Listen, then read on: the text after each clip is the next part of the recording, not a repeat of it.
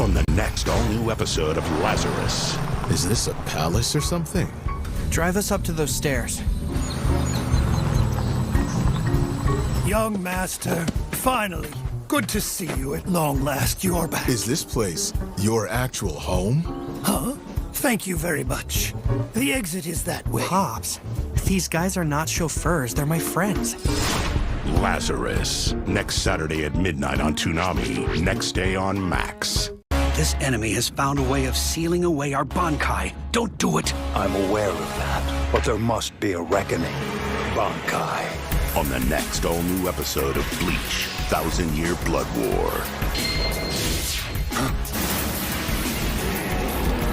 We were wrong. This is not a seal. They're stealing it. Bleach, 1,000-Year Blood War. Next Saturday at 12:30 a.m. on Toonami.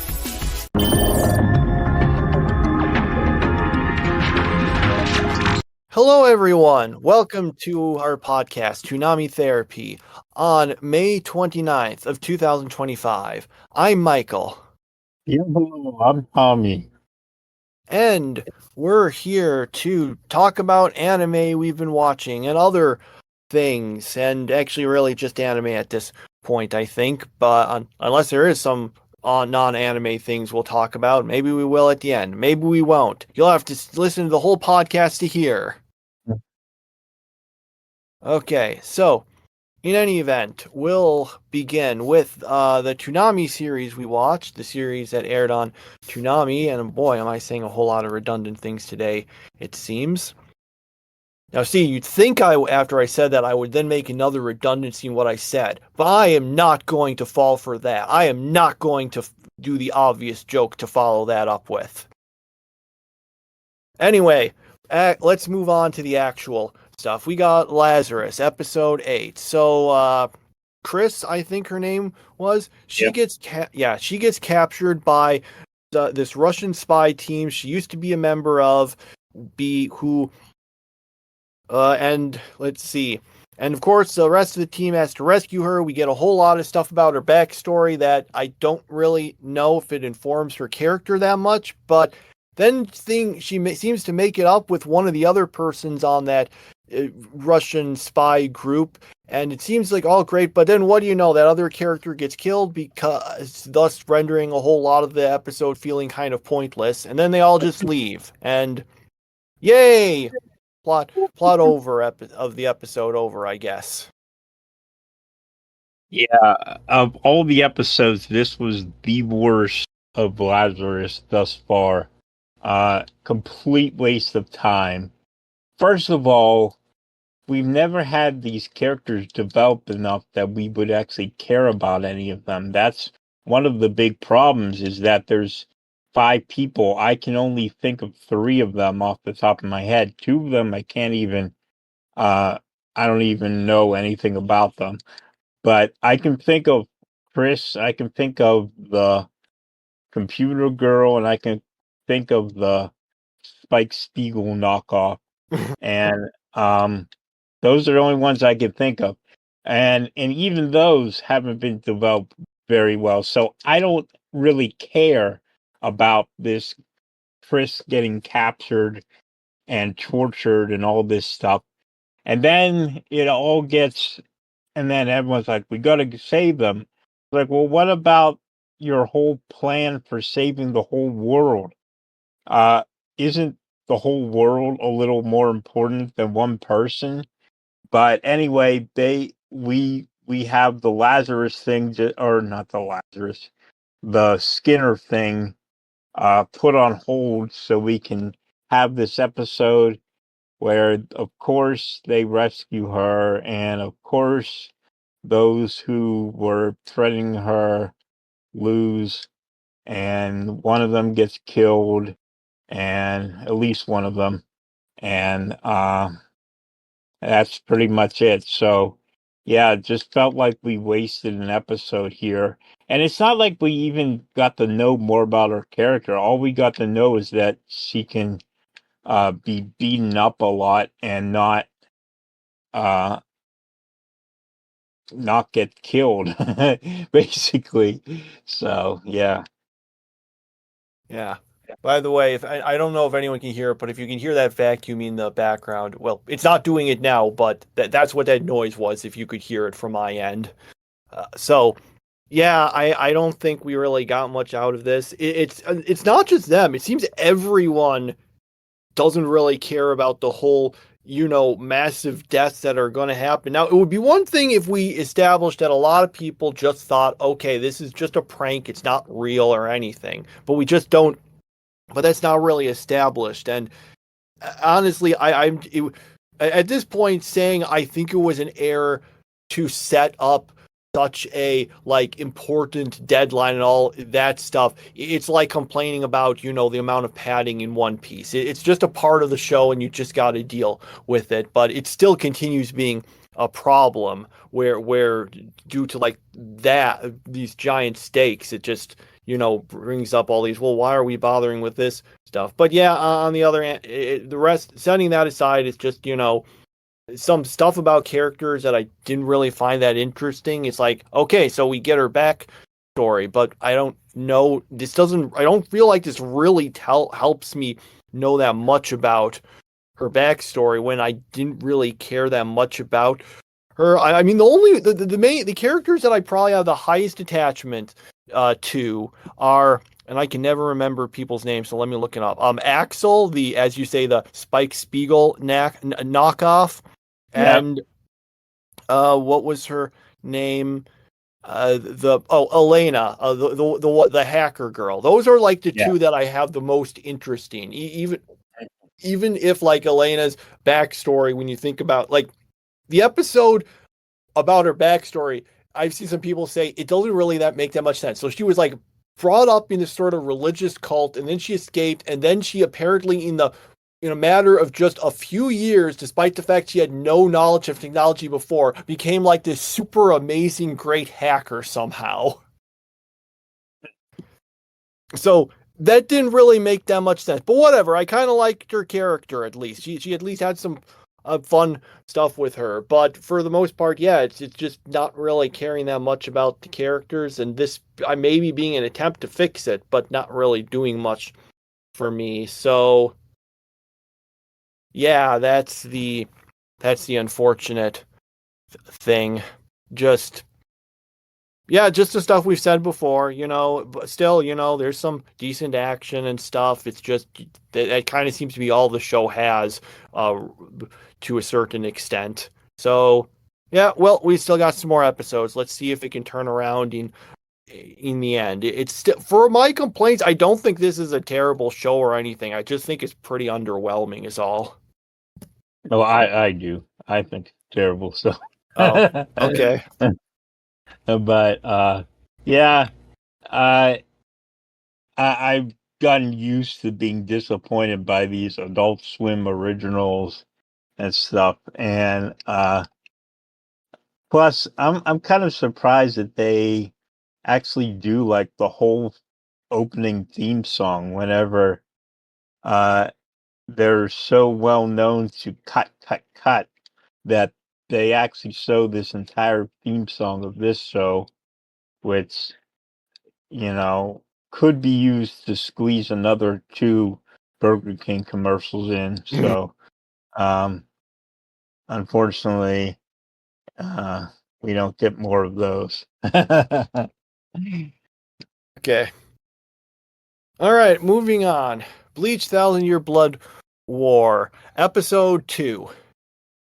Okay, so now arrives in the world of the living, says that her pal has been stuck there in Waco Mundo, and that there's bad guys who are taking over Waco Mundo.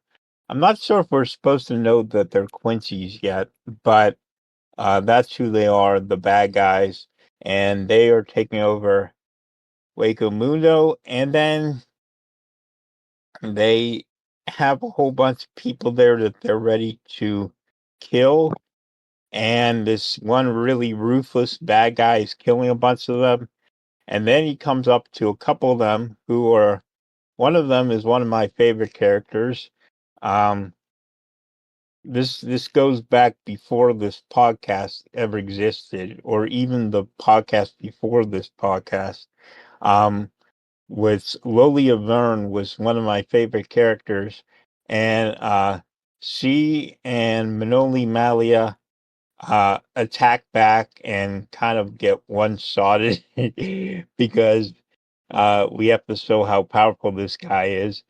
I did find it interesting that she said that whenever she introduced herself as Lord Eisen's aide, which, if you go back to the original series, she kind of had a thing for Eisen, so it's good to see that she still has a crush on Eisen.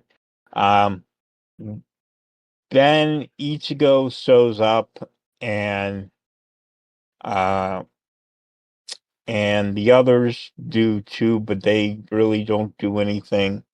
And now we're going to have Ichigo against these Quincy's, I guess. And let's see. Oh, and Uryu didn't come along because uh, it would have been detrimental to the plot. So that's why he didn't come around. So, uh, so Orihime and Chad are just there just to kind of hang out. But overall, I thought it was a pretty good episode. Oh, we also had the funeral for the guy no one ever heard of in the Soul Society, the guy who never had any sort of backstory at all or anything. I think we do get sort of a backstory in a few episodes about him, but Sasakibe, lieutenant of Squad 1, who has always been kind of useless. So, yeah, we got that, and that's the episode. You know, that seems like the kind of thing that would actually make a kind of funny joke if in a series a character, died, and this was the sort of thing you could only do in a comedy or parody series, and then all the characters except for like one are saying, "Oh, that person, this character we've never seen before," and says they were so important, and they're all super sad. The others, and the last one is just like, wait, who are they? What are they saying? The other characters are just like, "Yeah, don't you remember?" And they just list all these things that like we never actually saw in stuff. Like, yeah, they did all this. I don't know. It just would have been. It seems like it would actually be a kind of funny joke to see that happen. Anyway, as to the episode, yeah, it was decent. There was, I feel like there's something I wanted to say about it, but now I'm forgetting what it was. We do. Oh, right. Yeah, it is. No. That doesn't. I was gonna say. Let's see. Yeah, it really is just kind of they go over there, and honestly, now that I think about it, I don't really have that much to say that you didn't already say. So, but yes, it is. What Uri was actually in universe reason? Just something like, oh, it was just something like, oh, I destroy hollows. I shouldn't go there to help them or something. I don't know. That was. Like I don't get like, involved with Soul Reapers. Blah blah blah. Yeah. Yeah, except for all the times he did, but yeah, exactly. I think that is a little funny. Yeah, I like your explanation more. Okay, so moving on, we've got Blue Exorcist episode 27. So basically, they end up getting to Kyoto, and then it's sort of weird because I know there is plot stuff in this episode, but all that actually comes to mind is a bunch of wacky family stuff the characters got into. That's all I really remember from it. Mm-hmm. So yeah, we get that. I guess we do learn some information about some of the characters characters. Like we get some stuff about Ryuji's backstory and family and stuff. But for the most part, I think this was, unless I'm forgetting something, and I might be forgetting something. I'm very good at forgetting something. But other than that, it does kind of seem like this was a, well, not much happened episode. Yeah, it did feel like a not much happened episode to me.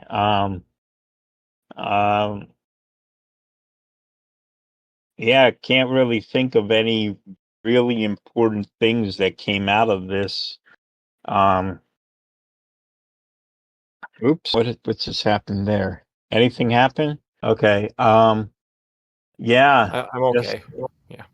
just a really not that interesting episode, I guess. Unfortunately, like I said, I feel like there was more, but I'm just forgetting it, unfortunately. Okay, so we'll then move on to One Piece episodes 727 and 728. Well, the birdcage is still closing in and people are still running from it. It does at least mention, I think they mentioned that birdcage isn't destroying the Smile Factory, and which is because it's made of sea stone. I think they mentioned at some point. So I guess they're going to try to use that because they say we've got a plan to deal with it. Well, what is it? I don't think they told us yet, but I assume we'll find out when they actually do it.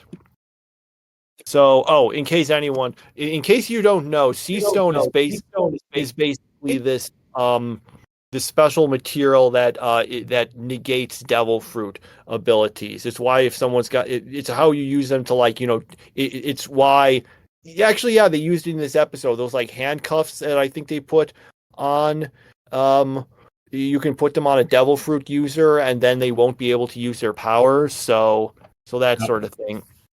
Anyway, everyone, I guess the citizenry get motivated by a speech. Meanwhile, Luffy and Doflamingo are fighting again, but Luffy does run out of his gear 4. Yeah, it's fourth gear. Is it gear 4 or fourth gear? I can never remember which one, and they keep saying it. But anyway, we get all of that, and so yeah, and Doflamingo was not defeated by the thing that we thought might have defeated him because, too early for that. But yeah, then Luffy's weakened. So yeah, that was my jumbled explanation. I'm sorry.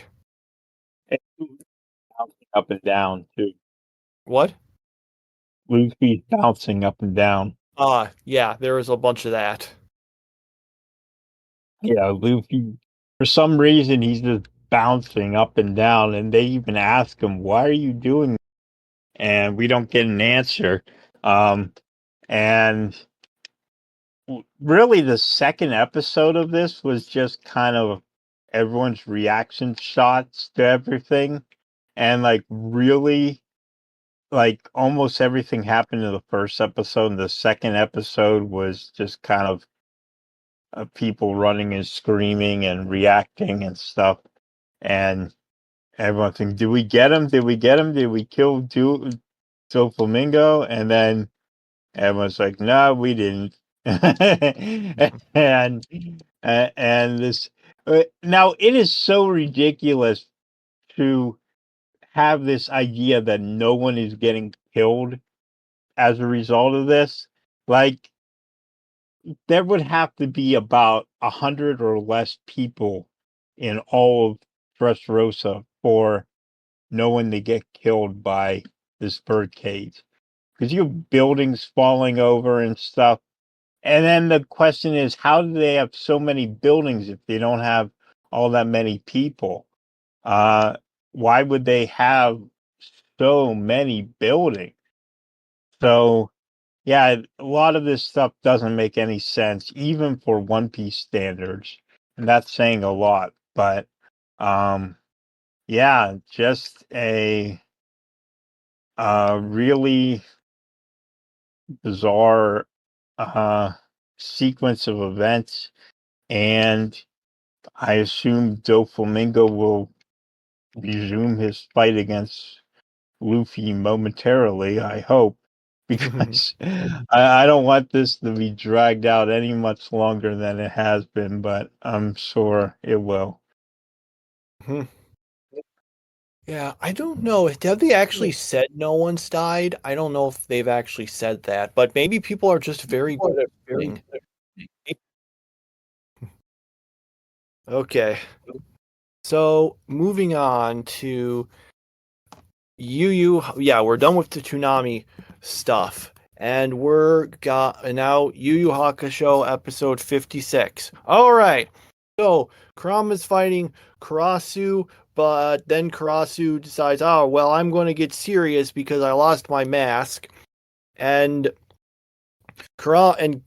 uses big attack against Kurama, which he survives, but he's also turned back to normal because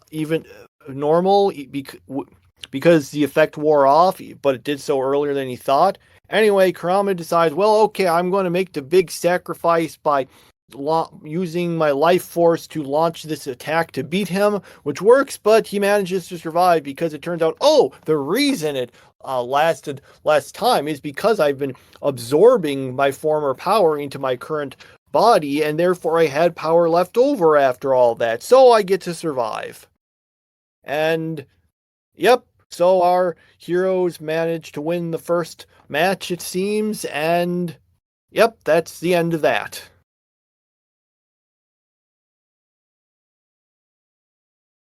Okay, so I thought the episode, it was kind of fun. It wasn't anything amazing, but, and I guess you can say, that was kind of a bit of a, I can't say it's a complete Deus Ex Machina, but it definitely was pretty close to one to let Kurama survive. But that's the way that goes, I guess. So that's my thoughts on that. Did you have any? No, my only thought is that I'm looking back here and I'm seeing that the last time Yu Yu Hakusho was my favorite show of the week was in February, which is crazy because even Blue Lock has more recently been one of my favorite shows of the week. So, yeah, Yu Yu Hakusho definitely,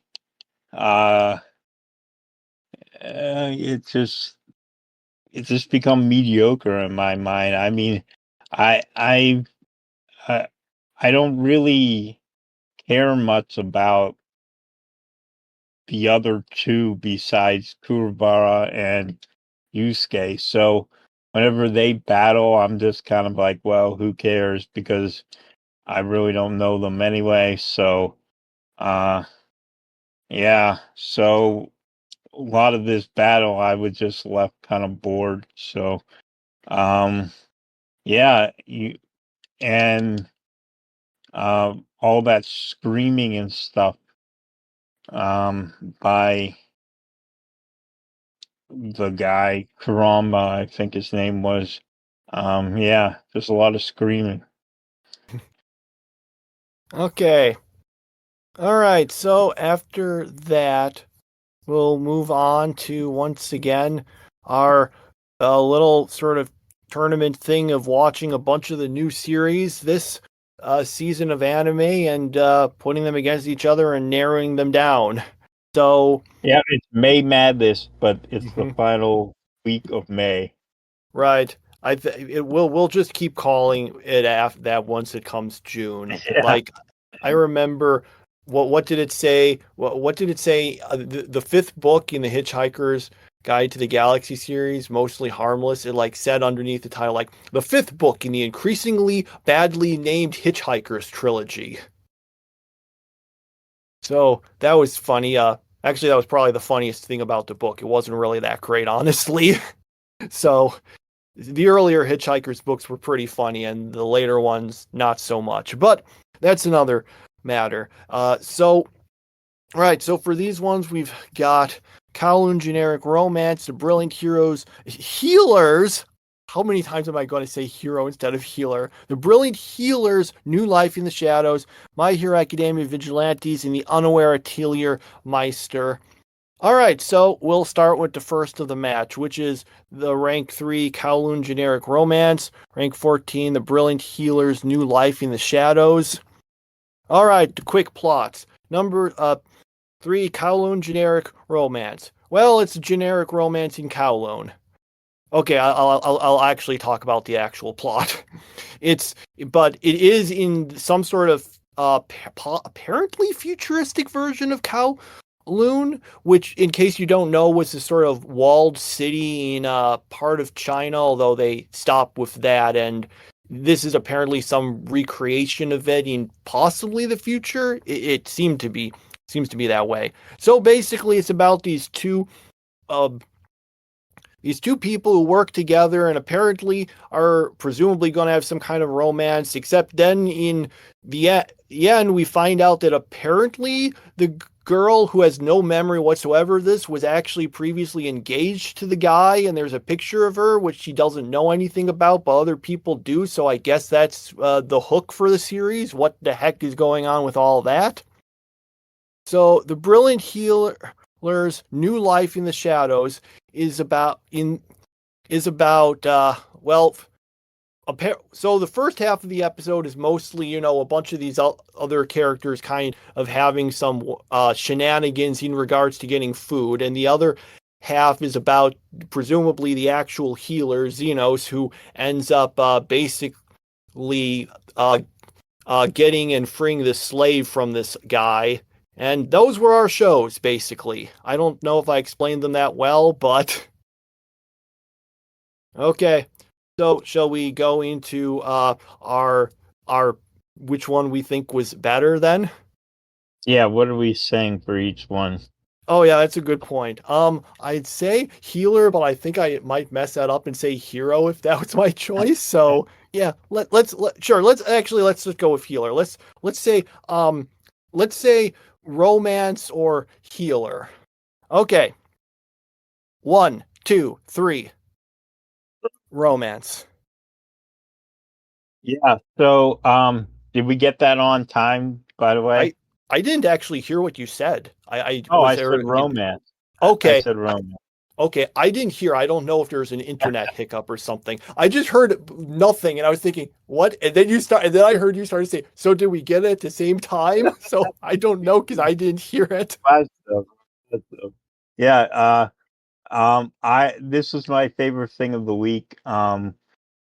So I really was intrigued by the whole trying to figure out why everything has seemingly happened before and why she has the main character, which now I totally forget her name. But I really like the Reiko. entire Reiko's her name. Okay, Reiko. Yeah, so she keeps on feeling like, these things have happened before, and I I found it interesting, like how everyone was acting like this, everything has happened before, and yet she's feeling like it's happened for the first time. So it has that whole deja vu type of thing, and yeah, I'm not describing it very well. I just was very intrigued by this episode from the beginning to the very last scene, to the point where I'm like, wait, the episode can't end there. So I was like, this better win this week because I have to see the next episode. So, yeah, which we'll talk about later. I did see the second episode of one of the shows that lost last week, but we'll talk about that later. But yeah, this was my favorite thing of the week. Yeah, I picked it also. I find it fun. You mentioned all that stuff and didn't say a word about the Brilliant Healer's New Life in the Shadows, because there really wasn't that much to say about this episode, because I actually looked into it. Actually, I knew about this kind of going in, but because I saw someone mention it. This first episode, this whole thing is filler. They rather than start at the beginning of the story, someone decided let's just skip forward to some undetermined point later on and put that as the first episode instead of the actual start of the story.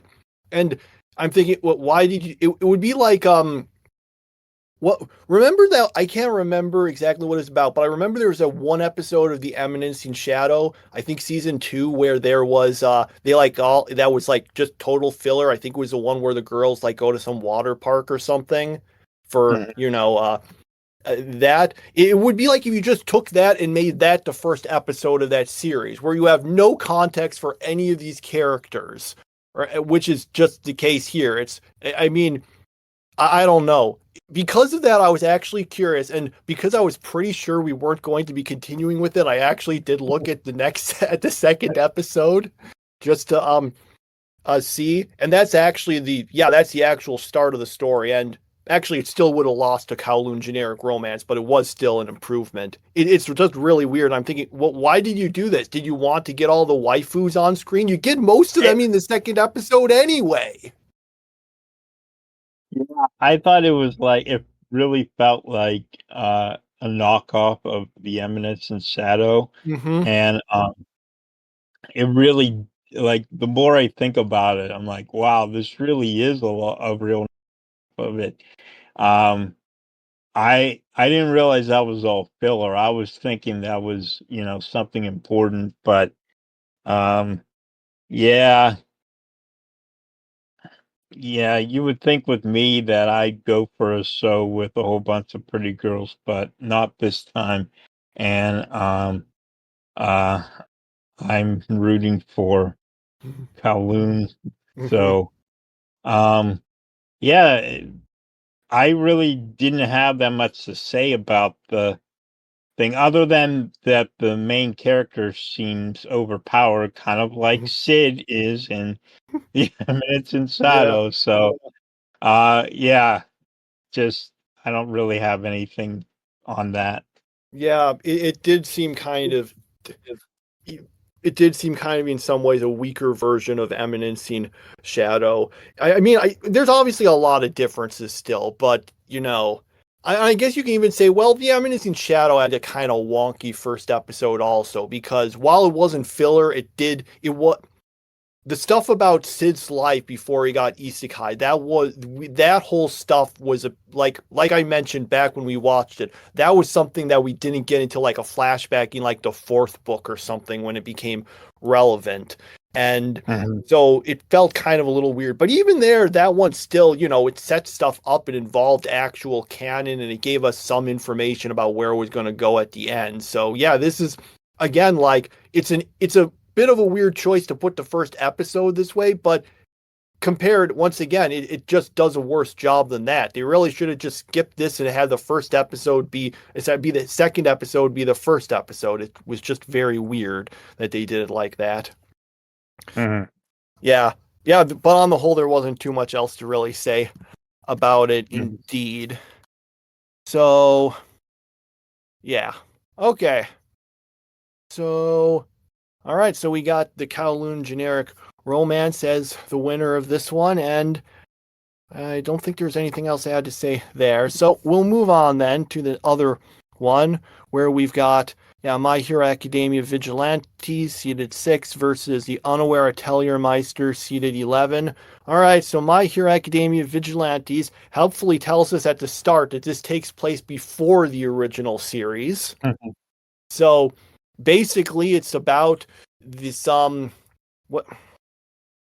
it's about this guy who, instead of being completely quirkless like in My Hero Academia, just has a quirk that seems kind of lame, but he still got one there. So basically, he ends up getting into some trouble with some guys who are trying to beat him up, but ultimately he ends up trying to help. He ends up helping this girl against them when they were trying to attack her, and this other guy, what's his name, Knuckle Duster, decides to just show up and help also, and then like basically says, yeah, I'm going to make you my apprentice to, I can't remember the main character's name, I'm sorry, it's the first episode. What was his name again?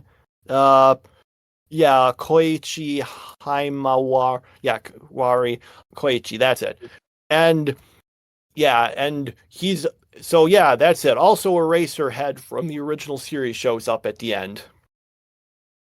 Okay, this the unaware Atelier Meister. This is a series about a guy who gets kicked out of his party, like so many of these other series, and because they think he's not doing a great job. But then it turns out, apparently, while he might not actually be the greatest at combat, he seems to be absurdly skilled at basically everything else. And so, and ends up, being of benefit to a bunch of other characters who are mostly female and probably will be in a harem because that's the way these kind of series go, even if we haven't done that yet. But the basic thing is, again, he's really great, but he doesn't actually realize he's so much better than everyone else. And that was our episodes. Okay, I feel like the more we've been doing this May Madness, the worse my descriptions of the series get.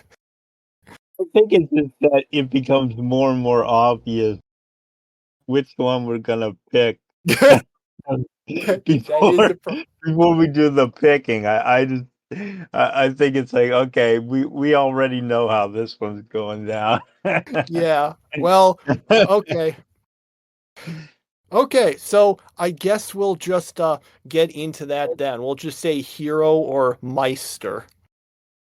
All right. 1, 2, 3. Hero. Did you say something? Yeah, I said hero. Oh, I didn't hear it. It went off again. It literally. What's with the internet? I did not.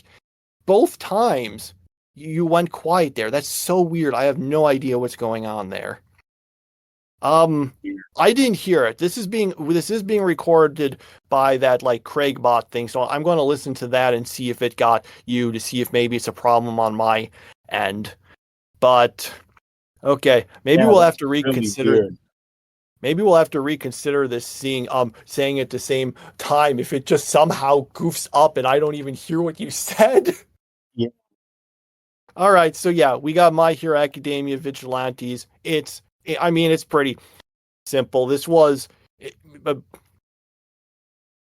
I'm not the hugest fan of My Hero Academia, but it's a competently done series for the most part, and I thought a lot of that was done here. I thought the characters were kind of interesting. I think it's, for the record, I'd say that at least based on this episode, I don't think you need to know much of anything about My Hero Academia to understand what's going on. All the important stuff is said at the start. The only thing that's really confusing is when it just name drops, when it just says, this is before Izuku Midoriya went to UA. And if you don't know what UA or Izuku is, you might be confused by that. But in the off chance someone is listening to this and doesn't know about My Hero Academia, that's the main character of that series, and UA is the school he goes to. So again, it's just saying it takes place before that.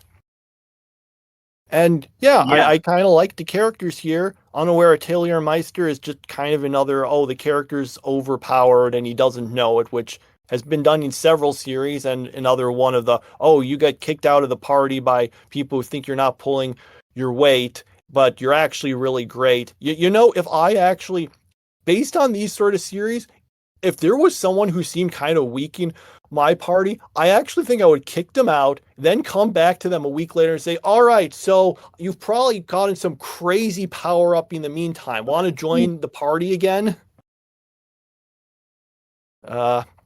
So yeah, that's my thoughts on those, I guess. Basically, one is a pretty competent, so far, spin-off of a series that I wasn't a huge fan of, but still liked, and the other just kind of feels like it's the same sort of fantasy tropes that I've seen in so many other series. Tired fantasy tropes at that. Yeah. So, My Hero Academia, Vigilantes, I probably like this more than I like My Hero Academia at first. Though it does help that I understand how the series works. So there's an unfair advantage too. And the other thing is that I already know who All Might and Eraserhead are. So whenever I see them, it brings back good memories instead of just being like, who? So that's a little unfair. But let's face it, it's much better than the competition it had this week. It's not really even a contest. Um, I did like that it was like a little more, and I really hate, I hate this because this is something that is in all all like new shows these days. It's like we have to have morally gray characters. We have to have morally gray characters. Well, we do have some morally gray characters, but it's not forced like it is in some of these Disney shows, the new Star Wars crap. But you don't know whether these people are really good or really bad. They're just kind of there, and maybe they'll be good, maybe they'll be bad, and maybe they'll be both, and you don't know. So I thought it worked pretty well, especially with that Knuckle Duster or whatever his name was. He's the best Um, character so far, I think. yeah, definitely.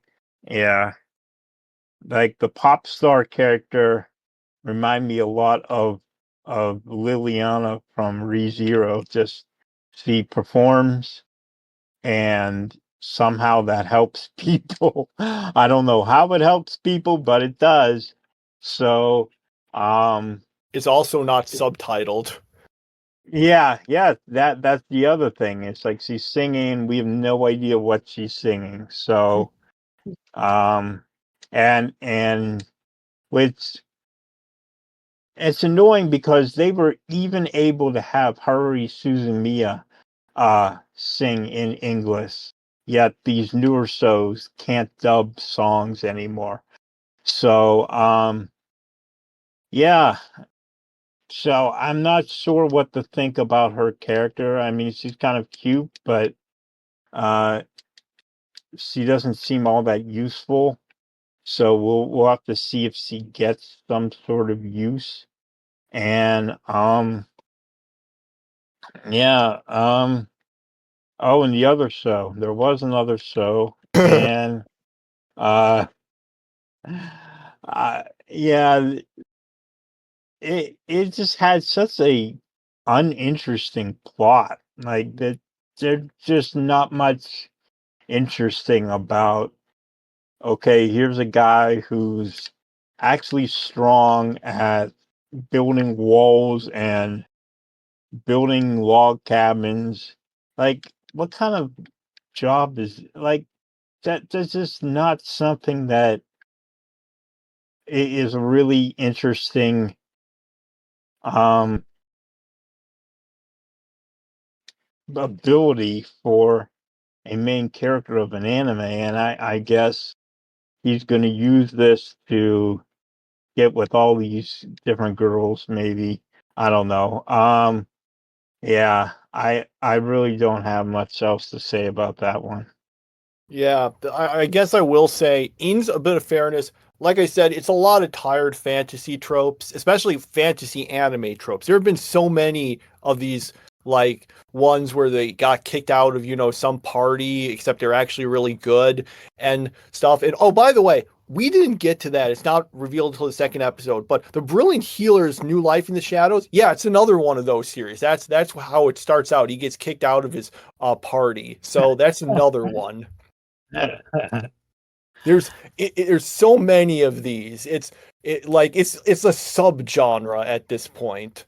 It's weird because when I looked at banished from the hero's party, I decided to live a quiet life in the countryside, which you watched some of it. I watched a little bit. We both kind of lost interest in it, but at least in that one, it kind of made sense him leaving. The others didn't just decide, okay, we're jerks, I guess, and we're kicking you out. It was just one person persuaded him, hey, you should leave the party for these reasons. So it made a little more sense there. Whereas all the others, it's just like, nah, everyone else is just jerks, and it's just so that when the main character turns out to actually be super strong in some way, you get to see, yeah, they get their comeuppance for not having him.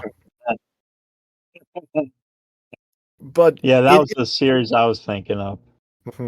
yeah, but there's at least but for my Atelier Meister, there's at least some sort of sense that it's like in on the joke, kind of.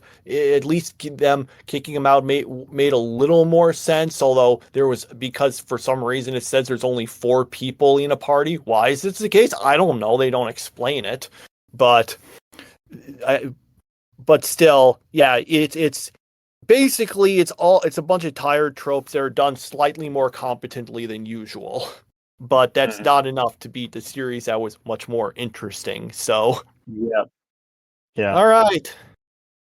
So we've gotten through all of those. All right, we'll be going into the second round for where we'll have to be narrowing down even more. This is the tricky part because there's like a good number of series here that would be interesting to keep going, but we got to end up narrowing this down to just 2 or 3 in the end. So we'll see how that goes. So for everyone, in case you need to know, for next week we'll be doing To Be Hero X, Once Upon a Witch's Death, Mono, and the Gorilla God's Go-To Girl. So we've got that. We'll be watching the second episode of those series. Now, you said that you watched another episode of one and you wanted to talk about it, I think? You decided not to go along with that one. I was like, okay, I'm gonna watch this and I'm just gonna see who the culprit was. And then I watched, I'm like, yep, that was exactly who I thought it was gonna be.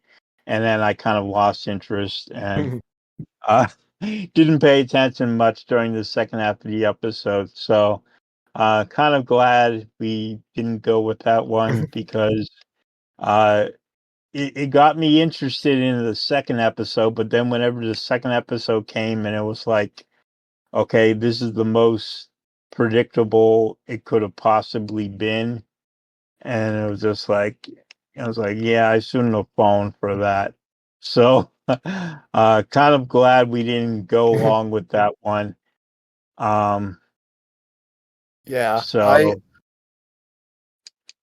Funny thing, I actually did want to know the culprit, so I watched the first half of that episode because then once they got the end to that mystery, I didn't really finish it, and I was thinking, yeah, that wasn't that great of a continuation. So, yeah, my thoughts on there. For the record, I did go and watch the second episode of Mobile Suit Gundam G-Quox, and how to explain what the second episode was like. Okay, so you know how Bleach at one point had what they call like the turn back to pendulum arc, where it spent like, I don't know, like 5 or 6 episodes or something on a bunch of stuff that happened well in the past involving a bunch of characters. Stuff like, how Urahara got kicked out of Soul Society, how Aizen tricked everyone, all that kind of stuff. Mm-hmm. Now, imagine you took those episodes and you compressed them into just one episode, and then you took that episode and made it the second episode of the series. That's basically what the second episode of Mobile Suit Gundam G-Quox was. It basically says, okay, so here's a bunch of stuff about a bunch of characters you don't know anything about yet that took place in the past, and we're going to go through it all really quickly, and here's all the stuff that happened. All right, now we're done. And you're just watching and saying, what does this have to do with the first episode I watched of this series? Like I said, it's so much like that. It's if you suddenly have this stuff about, Urahara had to leave and all this stuff of Aizen, and you're thinking, wait, who are these characters? Because you don't know who they are yet. I'm sure that second episode was probably really interesting to like hardcore Gundam fans, because apparently what it reveals is that the series is basically sort of an alternate timeline of the original series. It's like, hey, what would have happened if the antagonist got the Gundam first and basically won as a result of that? And I'm thinking, okay, that's okay. You didn't need to spend a full half hour on that, I don't think. At least not to me. So yeah, I can. So yeah, dropping that one there. Maybe it gets more interesting in the third when it gets back to the actual stuff. But that was one where yeah, we were. That was a case where you were correct in terms of dropping it, because it's at least for you, because I can tell you the second episode would not have changed your mind and would have probably made you like the show less. All right. So I think that's all of that then. Did you anything else to talk about? Well, been continuing my rewatch of Bleach, and we're into the Wake of Mundo arc where they meet Nell, which was really weird because like they met Nell the same episode, the same day that I watched Bleach this week, or the Thousand Year Blood War this week, where Nell appeared from the sky.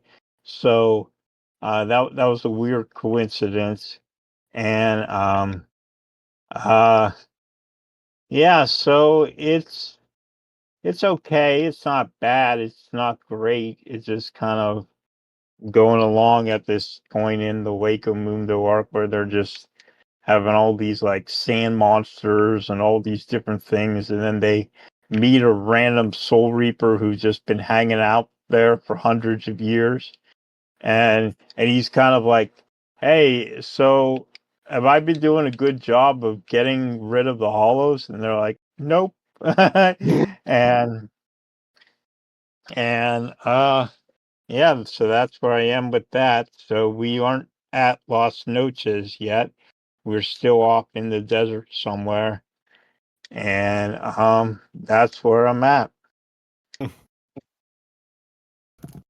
Yeah, I remember. I think that part you were talking about where they meet that Soul Reaper guy, I think that was a weird sort of semi-canon thing, because it's filler. It didn't happen in the manga, but apparently it's Right. based on something that was going to be in the manga, but the author decided, we don't need to spend time on this. Let's just skip past it. And then they decided to put it into the anime. So make of that what you will in terms of whether it counts as filler or not. Yeah, yeah. I didn't know what to call it, whether it was officially filler or what, but yeah. Okay. Yeah, so yeah, I don't think I have anything else to add to it. I think we just kind of went through everything. So yeah, unfortunately, I don't have too much to add myself. So I guess we'll just end it. Sorry. Oh, We'll well, end it. wait. I have an idea. Okay. What do you think is the strongest and the weakest of our brackets so far? So, like, which two shows that won are going up against each other are the ones you would think that are, the best, and which two are the weakest that are going up against each other? Oh, I'm glad you mentioned that, because that was something I wanted to mention to actually ask, and I completely forgot until you did.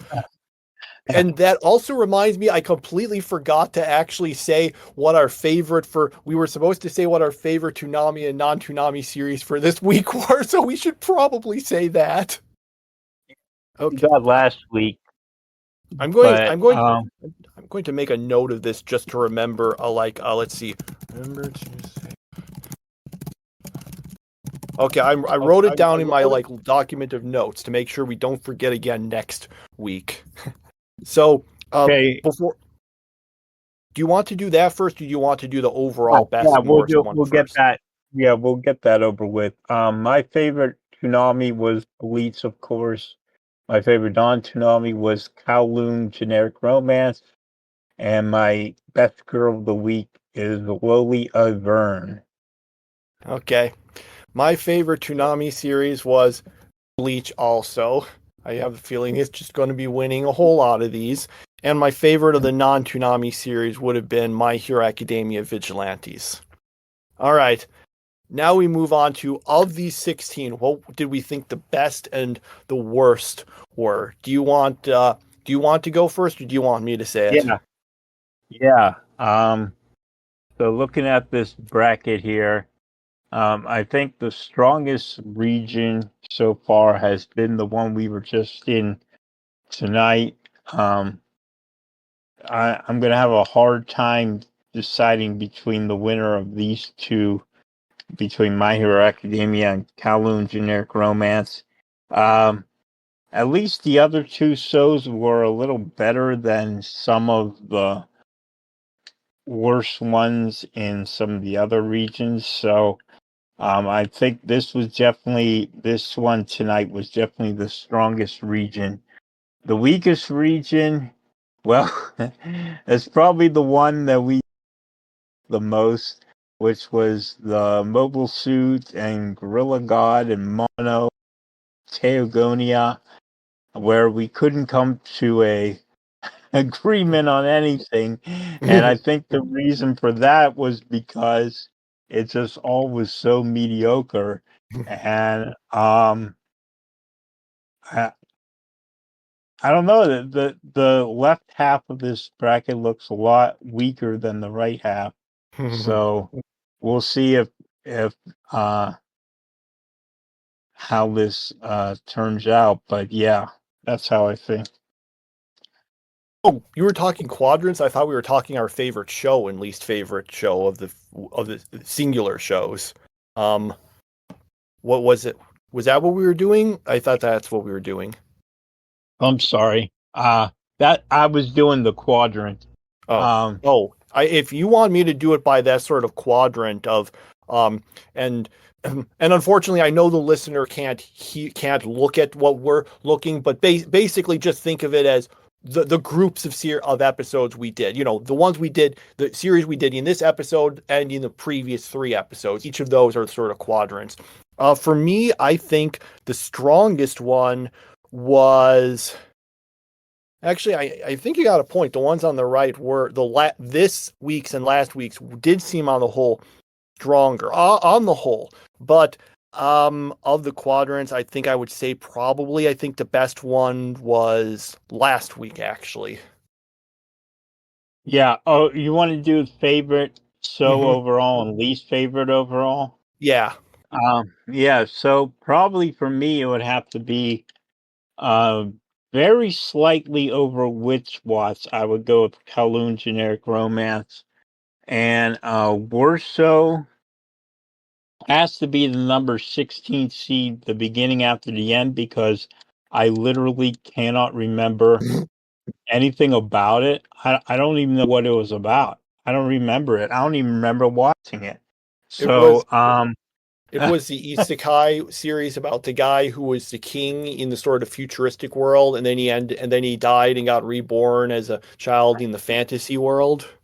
Okay, yeah, I can remember it now, but yeah, that was definitely, it deserved to be number 16 because it was the 16th best show. So, I have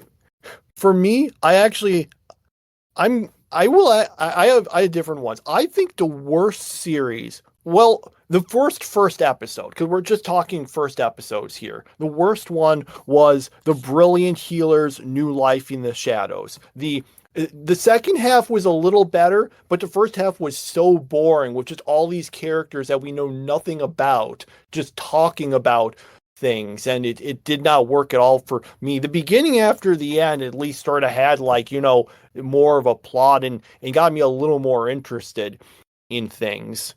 So that would still be on the lower side, but I think The Brilliant Healer's New Life in the Shadows was the weakest. I think my favorite is, in fact, number 1, To Be Hero X. Its quadrant, so to speak, might not have been as strong, but that was I think that had the best first episode. All right.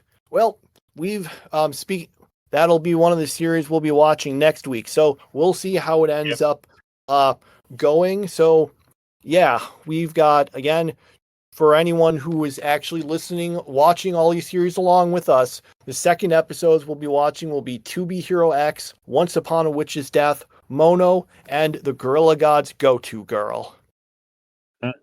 All right, anything else we're forgetting? I can't think of anything now. All right, I think that's it then. Everyone, we'll see you next weekend. Hopefully we'll have less recording issues, and well, maybe the recording thing actually worked fine. I guess we'll just have to see, but yeah, I got nothing else to say. We'll see you next week. Bye. You're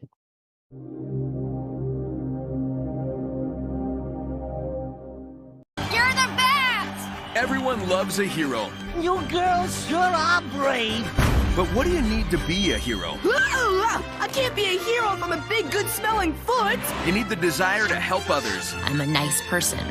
You nice? And protect the innocent. We're still the guardians of this planet and all its living creatures. The courage to fight for justice and stand up for what's right. Here I go.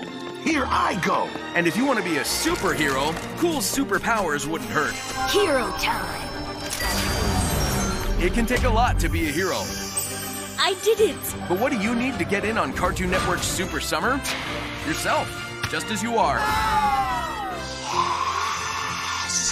No superpowers required. I think this is gonna be the best summer ever. Celebrate all things super with Cartoon Network's Super Summer, all summer long on your Cartoon Network.